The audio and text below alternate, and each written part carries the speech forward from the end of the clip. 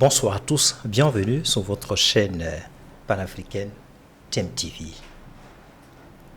Alors, la monnaie fiduciaire, c'est une monnaie traditionnelle, bien évidemment, avec laquelle vous pouvez acheter les biens et services. Et justement, ces monnaies, vous avez la possibilité de les stocker chez vous, dans vos besoins, dans vos maisons, j'allais dire, et dans les banques. Une monnaie sur laquelle vous n'avez pas la possibilité de faire le contrôle en termes de transactions. Alors que la monnaie numérique, la monnaie virtuelle, c'est une monnaie également avec laquelle vous pouvez faire des achats et vendre. Et cette monnaie, contrairement à la monnaie traditionnelle, vous avez un contrôle parfait, notamment sur sa transaction. Et pour en parler, nous avons donc décidé de recevoir M. Otiniel Koba. Il est consultant en blockchain et monnaie numérique. Donc, avec ce spécialiste, le jeune spécialiste, nous allons expliquer la différence qu'il y a entre la monnaie traditionnelle, la monnaie dont je viens de vous parler, euro, dollar et CFA, et cette monnaie virtuelle qui est en train de s'insérer progressivement dans l'écosystème financier. Bonsoir, monsieur. Bonsoir, monsieur Cissé. Merci de répondre à notre invitation sur le plateau de TMTV. Merci à vous, je suis vraiment honoré. Et cette invitation vient à point nommé parce que nous sommes dans un monde aujourd'hui où vraiment les monnaies numériques sont en train de prendre de plus en plus d'ampleur, de plus en plus de parts de marché. Donc, c'est évident et important que nous puissions aborder ces thématiques-là. D'accord. Alors justement, vous parlez de la monnaie numérique, en l'occurrence la crypto-monnaie. Bien sûr. Bien de parler de ça. Alors expliquez-nous, c'est quoi la blockchain? D'accord. Alors, qu'est-ce que c'est que la blockchain? Tout simplement, il faut comprendre que c'est une technologie révolutionnaire, d'accord, qui en fait agit tel un système de base de données. Alors, ce système de base de données permet la transmission, le stockage et également l'échange d'informations, de transactions. D'accord? Donc, cette technologie blockchain-là, c'est la technologie sous-jacente aux monnaies numériques. Parce qu'aujourd'hui, les monnaies numériques, elles ont besoin de la blockchain pour fonctionner. Okay. Cette blockchain-là est en effet le moteur de ces monnaies numériques. C'est un réseau. Voilà, exactement. Okay. C'est un réseau informatique. Okay. D'accord? Qui est quand même différent des systèmes de base de données traditionnels que nous connaissons. Okay. Alors, pour donner un peu la définition des crypto-monnaies, on peut les définir sous trois revers. Alors, le premier revers... Avant de parler de la crypto-monnaie d'abord, la blockchain là, est-ce que, parce que si vous êtes participant de ce réseau-là, oui. Est-ce qu'à certains moments, lorsqu'il y a une modification qui survient, est-ce qu'en tant que participant, on peut s'en rendre compte? Justement, avec la blockchain, il faut comprendre qu'elle est comme un livre comptable où tout ce qui est inscrit ne peut pas être changé. Donc, on ne peut pas modifier ni annuler une transaction sur la blockchain. Ce n'est pas possible. Et c'est ça, justement, qui est important et intéressant parce qu'aujourd'hui, pour gérer les finances publiques, on aurait besoin, justement, de cette blockchain-là pour mettre en avant vraiment la transparence et la traçabilité. Parce que pour éviter le détournement de fonds, des deniers publics, pour éviter également la corruption, tout ça, on peut utiliser des systèmes tels que la blockchain. Un réseau infaillible. Voilà, exactement. Donc, systématiquement sécurisé. Exactement. Avec la cryptographie des logiciels vraiment poussés, permettent vraiment la sécurité des transactions et l'inviolabilité de cette blockchain-là. OK. Alors, ces réseaux, la technologie, la crypto-monnaie, évidemment, repose sur ça. Voilà. C'est lui qui lui permet de faire la fluctuation, de faire la transition. Exactement. Justement, la transaction, j'allais dire. Alors justement, parlez-nous de cette crypto-monnaie, cette monnaie virtuelle. D'accord. Alors, il faut comprendre déjà qu'il y a plusieurs crypto-monnaies, d'accord, et chacune de ces crypto-monnaies-là... Il y en a 300. Bon, à ce que je sache, il y en a beaucoup. Hein. Oui, il y en a même plus que ça. Oui. Parce que de plus en plus que cette technologie est en vogue, il y a encore plus d'utilisateurs, encore plus de développeurs qui sont là pour vraiment essayer d'apporter quelque chose ces monnaies virtuelles à l'écosystème. Exactement. Donc, pour définir ce que c'est qu'une monnaie numérique, donc, comme je l'ai dit tantôt, on peut la définir sous 3 revers. Donc, d'abord, comme son nom l'indique, c'est une monnaie. D'accord. Donc, pourquoi on peut dire que c'est une monnaie? Parce que tout simplement, elle possède les mêmes caractéristiques que les monnaies fiduciaires, à savoir le fait qu'on peut utiliser les crypto-monnaies comme moyen d'échange. D'accord. Elles peuvent également permettre de donner une valeur à un bien ou à un objet. D'accord. Et l'autre chose, c'est que elles peuvent servir également de réserve de pouvoir d'achat. D'accord. Parce que vous pouvez garder vos crypto-monnaies et vous dire que bon, je vais par exemple utiliser ces crypto-monnaies-là pour un achat ultérieurement. Donc c'est de ça qu'il s'agit. Alors le deuxième point, il faut comprendre que les crypto-monnaies, ce sont des actifs numériques. Donc aujourd'hui, vous pouvez avoir des crypto-monnaies, les acheter à un certain prix et les revendre beaucoup plus cher dans le futur. Donc aujourd'hui, beaucoup de gens, surtout les jeunes, ils sont intéressés par les crypto-monnaies parce qu'ils peuvent en réalité faire de la plus-value avec ces crypto-monnaies-là. Et c'est pour ça aujourd'hui, de grands fonds d'investissement également proposent les crypto-monnaies comme actifs à leurs clients institutionnels. Donc c'est de ça qu'il s'agit. Alors, la troisième définition, rapidement, il faut comprendre que derrière chaque crypto-monnaie, il y a un projet. Donc, il y a un projet, il y a une valeur ajoutée qui est apportée. Pourquoi? Parce qu'il y a une demande, il y a un besoin, il y a un problème qu'il faut résoudre. Et justement, c'est ça la valeur ajoutée. Un projet à court et à long terme. Voilà, exactement. Exactement. C'est de ça qu'il s'agit. Donc, il y a une équipe qui est derrière, qui travaille à la réalisation de ce projet-là. Et la détention des crypto-monnaies de ce projet-là apporte justement aux utilisateurs apporte certaines fonctionnalités aux utilisateurs. Donc, c'est ça en fait. Donc, on ne peut pas dire justement, à partir de cette définition-là, que la crypto-monnaie, c'est de la spéculation. Parce que derrière, il y a des fondamentaux et elle apporte en réalité une valeur ajoutée. Donc, justement, ces fondamentaux, on va en parler. Mais en donnant la définition à la crypto-monnaie, à travers les 3 aspects les plus importants, vous avez au même moment touché les avantages. Justement, parlez-nous des avantages de cette monnaie virtuelle, la crypto-monnaie. D'accord. Alors, pour les avantages, il faut bien comprendre qu'il y a plusieurs avantages. Comme je vous l'ai dit tout à l'heure, il y a plusieurs cas d'usage des crypto-monnaies. Donc, aujourd'hui, on peut utiliser les crypto-monnaies dans le domaine industriel, d'accord, dans la chaîne d'approvisionnement, également dans le domaine de la finance, on peut utiliser ces crypto-monnaies-là, dans le domaine du divertissement. Donc, dans tous ces domaines-là, il y a la possibilité d'utiliser les crypto-monnaies. Alors, si je prends juste le cas de la finance, parce que bon, la finance, c'est mon domaine de prédilection. Alors, aujourd'hui, on sait bien qu'avec les banques, c'est vrai, elles nous permettent d'avoir accès à certains services financiers, de pouvoir faire des virements à l'international, tout ça. Mais il est forcé de constater qu'il y a vraiment des coûts qui sont élevés par rapport à ces transactions-là. Et il y a également des délais qui sont longs. D'accord? Parce qu'aujourd'hui, pour faire un virement bancaire à l'international, non seulement ça va prendre beaucoup de frais, mais en plus, ce sera long. D'accord? Donc aujourd'hui, avec les crypto-monnaies, on peut faire justement cette transaction-là de manière quasi instantanée. Et en plus de cela, voilà, à tout moment. Et l'autre, c'est ça, à tout moment. Les crypto-monnaies, elles ne vont pas vous... Il n'y a pas de restriction au niveau de la banque. Exactement. Par exemple, quand vous voulez envoyer de l'argent à Dubaï, en France, en ce moment-là, par exemple, on vous dit 1000 euros, ce n'est pas possible. Il va falloir attendre peut-être le lendemain. Exactement. Par contre, avec la crypto-monnaie, à tout moment, oui, c'est ça. Vous pouvez faire cette la crypto-monnaie ne va pas vous dire que bon, nous sommes le week-end, vous ne pouvez pas faire de transaction. D'accord? Donc, c'est ça en fait. Donc, avec la crypto-monnaie, il y a cette possibilité-là. Donc, de manière quasi instantanée. Et l'autre chose, c'est que vraiment, les frais sont réduits en crypto-monnaie. Sont très réduits.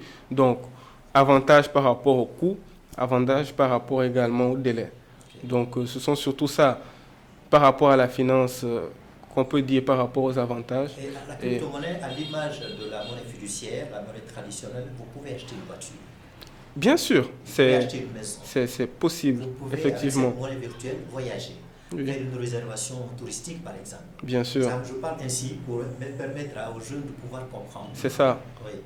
C'est vrai parce qu'aujourd'hui, comme je l'ai dit tantôt, les crypto-monnaies, ce sont également des moyens d'échange. Donc, vous pouvez très certainement acheter des biens, souscrire à des services également grâce à ces crypto-monnaies-là. Donc, c'est vraiment un avantage également intéressant. L'autre chose, c'est que aussi, comme je l'ai dit, elles peuvent être désactives. Donc, vous pouvez, avec les bonnes compétences et les bonnes connaissances, avec l'accompagnement d'experts, tenter d'investir en crypto-monnaie et pourquoi pas faire une très bonne plus-value avec ces crypto-monnaies-là. Mais il faut d'abord maîtriser le sujet, vraiment bien comprendre. Et voilà, et en ce sens-là, vous pourrez réellement... Alors Koba, voilà. La crypto-monnaie se fait via ce réseau-là. Mais derrière, il y a un portefeuille, n'est-ce pas? Bien sûr. Comment ça se passe? Alors, il faut comprendre que pour acheter des crypto-monnaies, pour les vendre et pour faire les transactions... Comme je crois, L-Bank, là, il y a L-Bank, oui, un portefeuille... Oui, L-Bank, c'est un portefeuille de crypto-monnaies. Oui. D'accord. Il y a également... en fait, il faut savoir qu'il y a des plateformes centralisées et des plateformes décentralisées. Alors, sur les plateformes centralisées, c'est un peu comme la banque. Vous pouvez acheter, vendre des crypto-monnaies et les stocker. Mais en réalité, ces crypto-monnaies-là, elles vous appartiennent, mais c'est comme si vous déléguez la gestion aux entités, aux plateformes centralisées sur lesquelles vous avez déposé vos fonds. D'accord? Donc, ça marche un peu comme la banque. Alors qu'avec les portefeuilles centralisés, ce sont juste des extensions où vous pouvez avoir votre propre portefeuille, avoir vos propres clés privées. Donc, les clés privées, c'est comme, je vais dire, la clé d'accès au portefeuille. Okay. D'accord? Et ça vous permet justement de pouvoir à tout moment avoir des crypto-monnaies dans ce portefeuille-là. Et là, vous avez l'entière gestion de ces crypto-monnaies-là. Donc, c'est ça l'avantage de la décentralisation. C'est différent vraiment de la centralisation où il y a un intermédiaire qui est là, mais avec la décentralisation, c'est vous-même qui interagissez directement avec votre argent. Alors, donc, c'est de ça qu'il s'agit. Stocker la crypto-monnaie au niveau de blockchain. Hein, oui. Au niveau du portefeuille. Voilà. Ou bien investir. Quel est l'élément le plus important? Bon. Parce que si vous investissez, vous avez la possibilité d'augmenter le gain un peu plus tard. Par exemple, vous investissez 500 000 francs CFA, un mois ou 2 mois ou un an après, vous allez retrouver dans votre portefeuille 800 000 francs CFA. Oui, pourquoi pas, c'est possible. Maintenant, il faut comprendre que quand vous possédez des crypto-monnaies, d'accord, et que vous décidez de les holder, donc holder c'est un terme qu'on utilise dans l'écosystème, c'est pour dire que vous les gardez sur une longue période. Et sur cette période-là, justement, en les ayant achetés, vous avez bien sûr la possibilité de vous retrouver avec beaucoup plus d'argent que lorsque vous avez initialement fait l'achat. D'accord? Donc, il faut comprendre que lorsque vous les stockez, d'une certaine manière aussi, c'est une manière d'investir.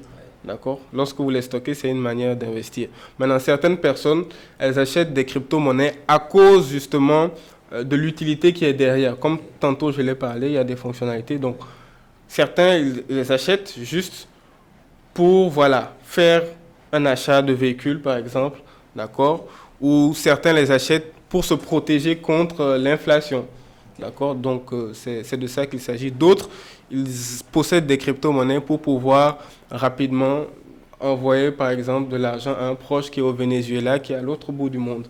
Donc, c'est de ça qu'il s'agit, réellement. Alors, on va parler aussi comment la crypto-monnaie peut-elle contribuer à l'inclusion financière.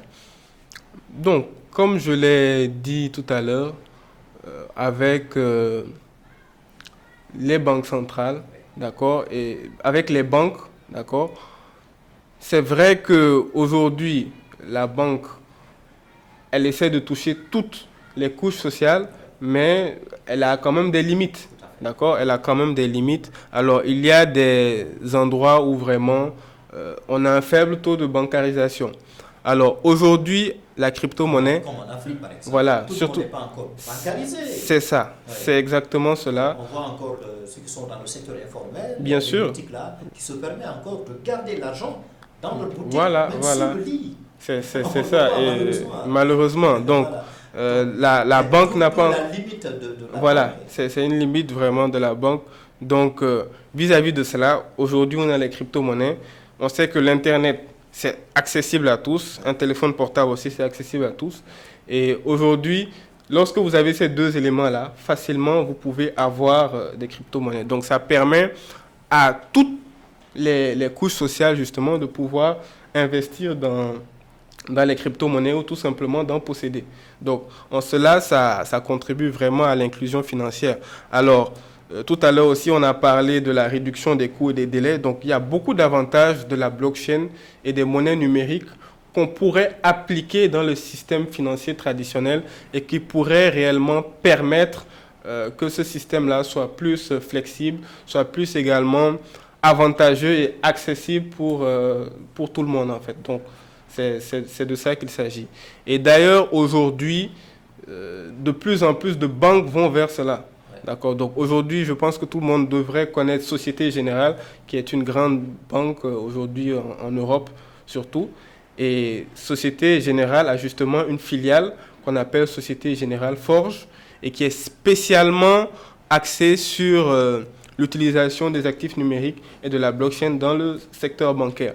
Et avec cette filiale-là, ils ont pu réaliser justement des transactions beaucoup moins coûteuses et avec beaucoup moins de délais.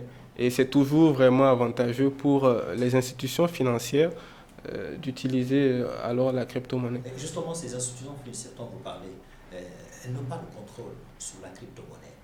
Et même le gouvernement, ou bien l'État n'a pas également le contrôle sur la crypto-monnaie. Et contrairement au système financier traditionnel, cette monnaie même également n'est pas soumise à la fiscalité, à l'impôt. Bon, il faut savoir que dans certains pays, aujourd'hui, il y a une fiscalité par rapport aux crypto-monnaies. D'accord. Surtout en Europe, en Italie, je peux citer beaucoup de pays là où il y a aujourd'hui, là où les crypto-monnaies, les actifs numériques sont taxés. D'accord. Maintenant, l'autre chose, par rapport aux institutions financières... Là, on commence plus en plus à prélever l'impôt sur la Bien crypto-monnaie. sûr, c'est quelque chose qui existe. Et d'autres pays, justement, qui font la promotion de la crypto-monnaie, d'accord, ils essaient vraiment de réduire le taux de taxes et d'impôts sur les crypto-monnaies pour vraiment encourager l'utilisation de ces monnaies numériques-là. Maintenant, je pense que les institutions financières ne devraient pas chercher à contrôler les crypto-monnaies parce que fondamentalement, même la philosophie de la crypto-monnaie, c'est que il y a la décentralisation. Nonobstant, cette décentralisation-là ne veut pas dire que c'est le libertinage. D'accord? Parce que, je l'ai dit tantôt, la blockchain, elle est transparente. Alors, il ne faut pas chercher à contrôler la crypto-monnaie en tant que telle, mais peut-être essayer de mettre en place des mesures, d'accord, qui vont aider les particuliers, les personnes et également les entreprises à utiliser ça de manière adéquate, de manière vraiment correcte. D'accord? Et ça pourrait être avantageux justement pour tout le monde. Donc, l'objectif ne serait pas de contrôler les crypto-monnaies parce qu'elles sont naturellement décentralisées. Personne n'a le contrôle dessus. D'accord? Mais il faut juste mettre des mesures pour protéger les consommateurs. Aujourd'hui, on peut citer plusieurs arnaques qu'il y a eu derrière les crypto-monnaies. Pourquoi il y a eu ces arnaques-là? Premièrement, parce qu'il y a un manque d'éducation par rapport au domaine. Donc, les gens, ils ne connaissent pas réellement ce que c'est. Et des formations également. Voilà. Et des personnes mal intentionnées, des malfaiteurs vont venir pour mettre en avant les crypto-monnaies, alors qu'en réalité, ce sont des systèmes de Ponzi qui sont derrière. Et il y a eu beaucoup d'arnaques aujourd'hui au Sénégal et dans l'Afrique de l'Ouest. Voilà, il y a aussi les hackers, les cybercriminels. D'accord? Donc c'est pour ça, justement, il faudrait que, pour protéger les populations de ce type d'arnaque-là, que les autorités compétentes puissent mettre en place des mesures, puissent mettre en place un cadre réglementaire qui pourra permettre justement aux particuliers, aux personnes qui sont intéressées par le domaine de pouvoir investir de manière sûre dans ces actifs numériques-là. Donc voilà. Alors quel est le statut aujourd'hui de la crypto-monnaie au niveau mondial? Bon, il faut savoir que le statut de la crypto-monnaie est assez mitigé parce que la réglementation des crypto-monnaies dépend d'un lieu à un autre. Alors, dans certains pays, les crypto-monnaies sont illégales. Dans d'autres pays, elles sont considérées comme des biens. Comme l'exemple D'accord. d'un pays, aux États-Unis par exemple, les crypto-monnaies sont considérées comme des biens. D'accord. Au Japon également. Alors, dans des pays comme Singapour, comme dans l'Union européenne également, là-bas, les crypto-monnaies sont considérées comme des actifs numériques. Dans les 27 pays.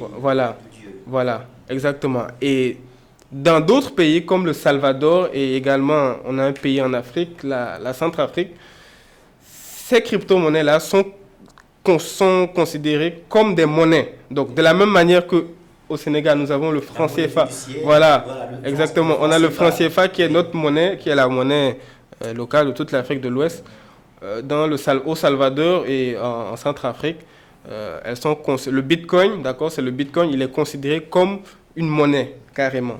Donc, c'est pour dire justement qu'il y a de plus en plus d'intérêt pour les crypto-monnaies, que ce soit les entreprises, les fonds d'investissement, les grandes banques et également les États. Donc, c'est comme ça, en fait, que justement, cette réglementation, elle évolue en fonction des pays. Maintenant, il y a certains pays, justement, qui ne se sont pas prononcés, qui n'ont pas de cadre réglementaire. Donc, dans ces pays-là, on ne peut pas dire que la crypto-monnaie est illégale et on ne peut pas aussi dire que c'est légal. D'accord? Et je pense qu'en Afrique aussi, dans la plupart des pays, nous sommes dans ce contexte-là. C'est pour ça, vraiment, il faudrait faire quelque chose pour y remédier. Donc, alors, comment voilà. les entreprises ou les institutions financières doivent adopter cette technologie, la Bitcoin? Aujourd'hui, nous sommes, oui, bien sûr, nous sommes dans un monde où l'économie de la connaissance prévaut. D'accord? Donc, vis-à-vis de ça, pour que les entreprises puissent adopter ces crypto-monnaies-là, ces monnaies numériques, il est impératif que d'abord elles puissent chercher à comprendre ce que c'est. Donc, pour moi, ce n'est pas normal que j'aille à la banque et que je parle avec des cadres dirigeants et qui me disent qu'ils ne connaissent pas la crypto-monnaie. Pour moi, c'est pas normal parce que la crypto-monnaie aujourd'hui, au niveau de l'actualité financière, elle parle beaucoup. Donc, on y a même accès de façon spontanée. Voilà, c'est ça. Parce que nous avons sous la main tout le temps ce portable. Voilà, nos portables, exactement.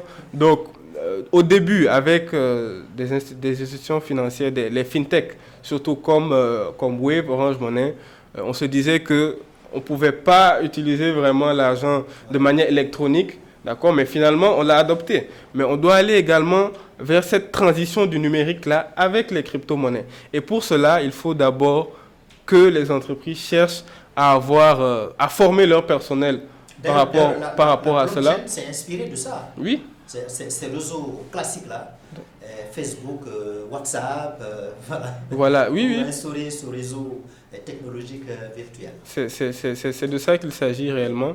Donc, les entreprises doivent aujourd'hui chercher d'abord à connaître ce que c'est. Ensuite, elles doivent également chercher à être accompagnées par des experts dans le domaine pour qu'ils puissent réellement les orienter de manière efficace pour une transition vers un système de blockchain.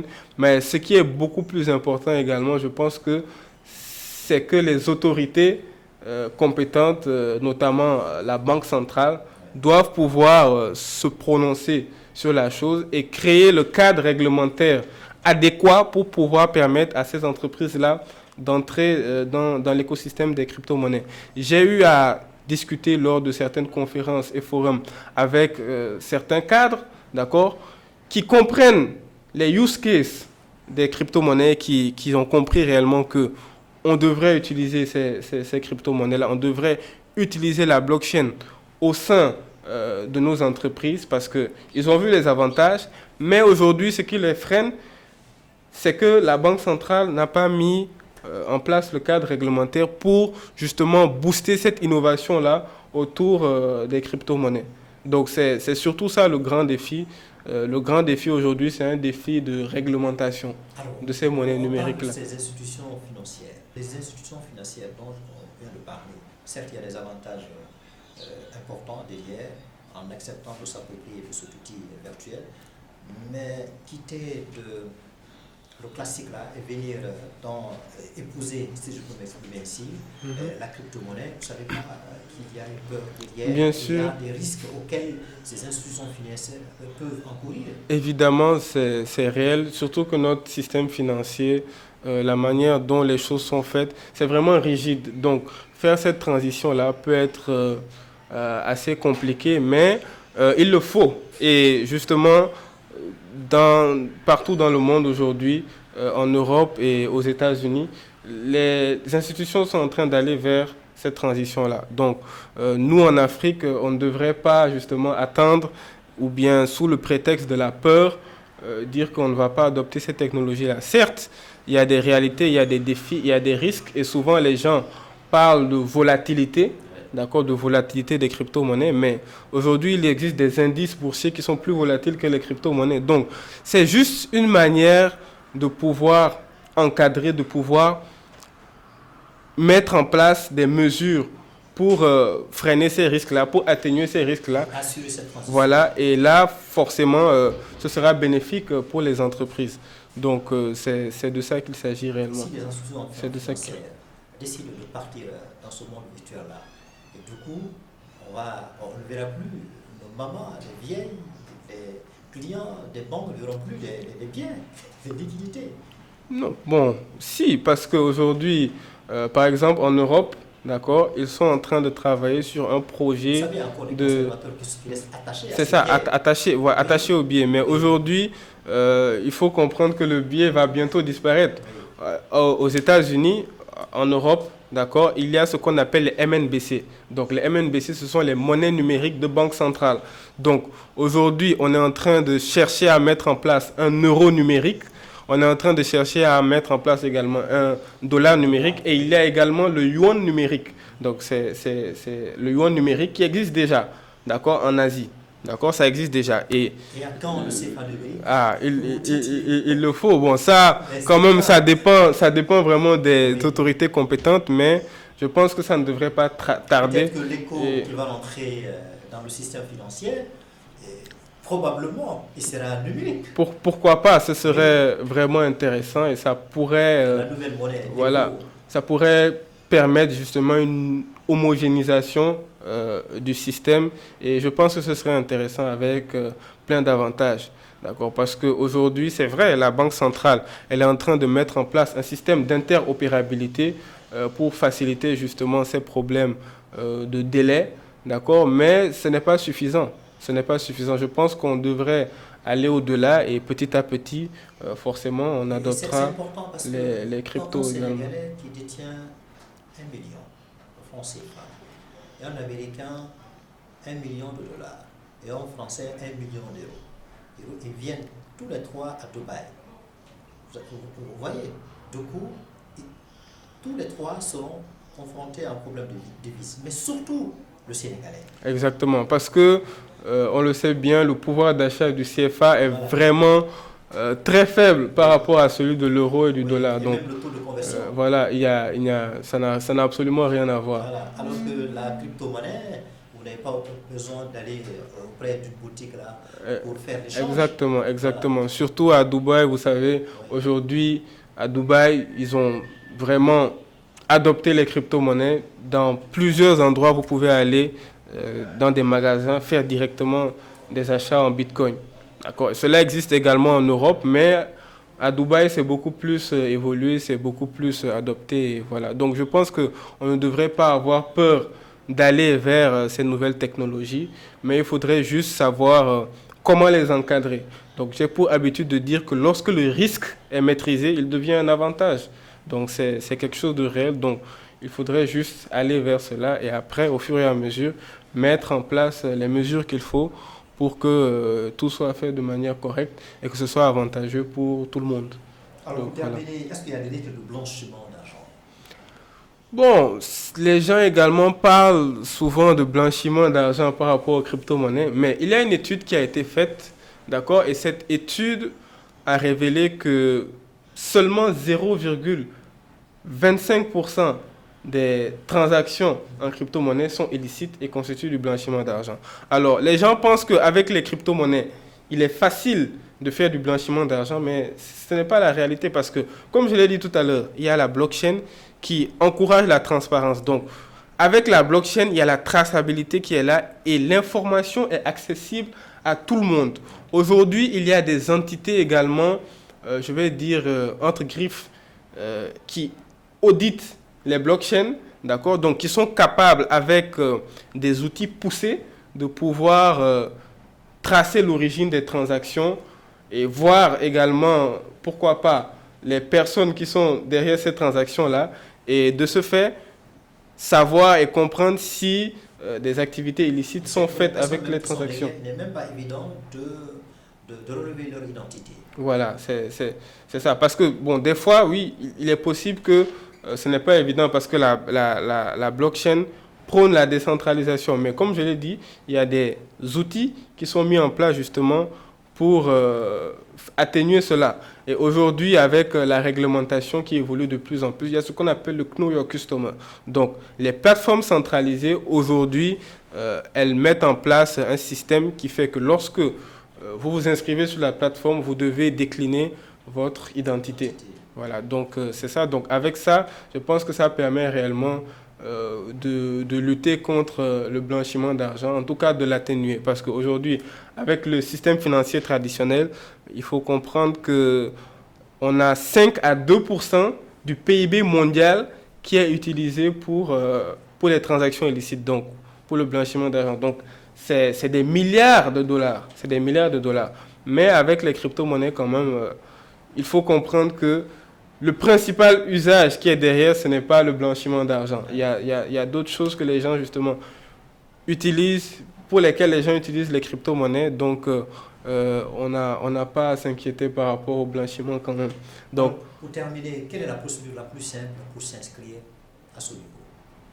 Bon, pour s'inscrire sur une plateforme, vous pouvez tout simplement prendre votre téléphone, aller sur l'App Store ou le Play Store et télécharger une application comme Binance, comme BitGet. Ce sont des applications où vous pouvez acheter et vendre des crypto-monnaies. Donc, ce sont des applications centralisées, certes, mais leur interface est beaucoup plus traditionnelle. Donc, ça permet justement aux gens, aux personnes qui ne connaissent pas vraiment la chose, de pouvoir facilement, je vais dire, intégrer l'application et pouvoir un peu utiliser les différentes fonctionnalités. Parce que si vous allez directement vers des plateformes décentralisées, l'interface vous sera vraiment pas familière. D'accord? Donc, avec ça, ça peut être un peu décourageant, mais si vous voulez commencer vos premiers pas en crypto-monnaie, ce serait intéressant, pourquoi pas, d'utiliser d'abord des plateformes centralisées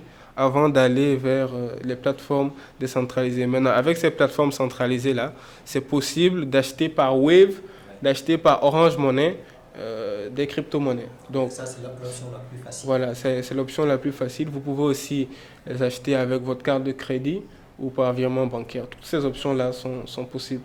Donc ça, c'est par rapport vraiment à l'investissement. Et voilà, donc pour avoir toutes les fonctionnalités de l'application également, il faudra s'inscrire et décliner son identité, faire la vérification d'identité avec votre pièce d'identité ou votre passeport. Donc c'est en cela justement que consiste le Know Your Customer. Et tout ça, c'est justement pour éviter le blanchiment d'argent et voilà. Alors, je pense que cette explication par rapport à la blockchain et la crypto-monnaie a été bien compris par celles et ceux qui nous regardent. Alors, merci d'avoir été notre invité sur le plateau de TMT. Merci à vous. Je suis vraiment honoré, vraiment, d'avoir pu assister à cette... donc, c'est vraiment intéressant et des sujets comme ça sont les bienvenus parce que ça permet justement à la jeunesse et également aux entreprises et surtout par rapport au domaine financier à tous les acteurs de pouvoir saisir les opportunités, les avantages qu'il y a derrière la blockchain et les crypto-monnaies. Merci. Alors, nous avons eu des milliers de jeunes qui nous suivent en ce moment, les Sénégalais, les Maliens, les Congolais, les Centrafricains, bref, les Africains qui nous suivent en ce moment. Votre émission Réelle Idée, nous avons eu le plaisir de recevoir un invité très important, Othniel Koba. Il est consultant en blockchain, monnaie numérique, avec lui évidemment, comme vous l'avez écouté et suivi, nous avons discuté par rapport à la blockchain, cette technologie et la monnaie, la crypto-monnaie, la monnaie virtuelle qui est différente de la monnaie fiduciaire, le CFA, euro et le dollar qu'on en utilise de toucher, de voir. Voilà. Donc on espère que suite à ces explications-là, vous allez vous décider pour épouser cette monnaie virtuelle parce que finalement, c'est ce qui est en train de révolutionner le monde. Donc Bien sûr. Du coup, tout le monde sera obligé de s'en approprier. Alors, merci de nous avoir suivis. Restez scotchés sur votre émission et surtout sur votre chaîne préférée. Vous pouvez suivre cette émission, bien évidemment, sur Facebook, YouTube et Instagram. Allez, portez-vous bien. Au revoir.